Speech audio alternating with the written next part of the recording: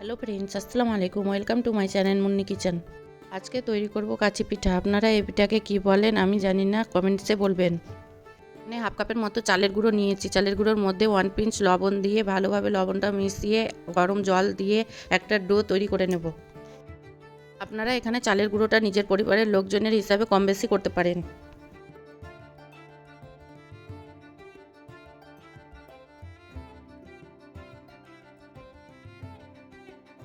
আটার ডোটা একটা প্লেটে নিয়ে ভালোভাবে মথে নেব।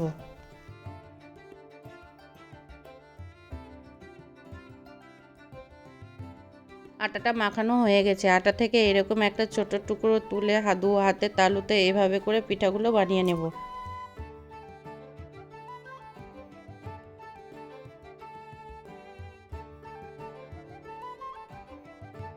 দেখুন, সব পিঠা বানানো হয়ে গেছে। পিঠাগুলো দেখতে কত সুন্দর হয়েছে। এবারে একটা হাঁড়ির মধ্যে 1 লিটার আমুল দুধ নিয়ে নিব। আপনারা গরুর দুধও নিতে পারেন। এটা ভালোভাবে জাল দিয়ে ফুটিয়ে নিব। দুধটা যতক্ষণে ফুটছে ততক্ষণে পিঠাতে দেওয়ার জন্য কিছু নারকেল গ্রেট করে নিব। আমি নারকেলের পিছনের কালো অংশটা চেঁচে ফেলে দিয়েছি।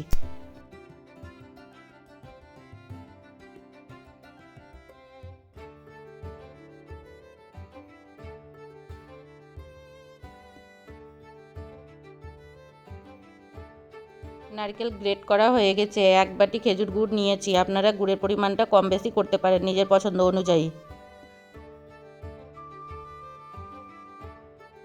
দুধে বলক চলে এসেছে। বলক আসার পরও 10 মিনিট জাল দেওয়ার পরে পিঠেগুলো দিয়ে দেব।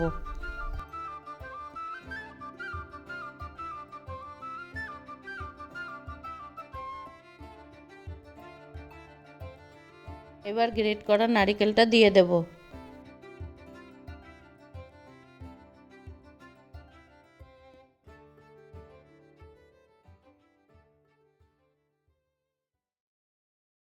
3-4টা এলাচ দিয়ে দেব। এবার গ্যাসের ফ্লেমটা সম্পূর্ণ লো করে 5 মিনিট পর গুড়গুলো দিয়ে দেব। পিঠেগুলো মাঝে মধ্যেই লাড়তে হবে, নইলে তলাতে ধরে যাবে।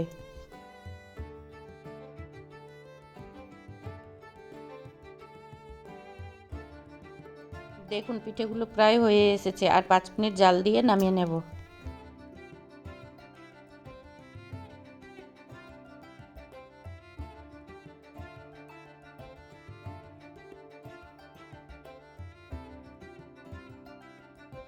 পিঠেগুলো হয়ে গেছে। এবার পিঠেগুলো নামিয়ে নেব। দেখুন, পিঠেগুলো কত সুন্দর হয়েছে। উপর থেকে কিছু গ্রেট করা নারকেল ছড়িয়ে দেব। পিঠেগুলো একটু ঠান্ডা করে খেলে খেতে দারুণ লাগে।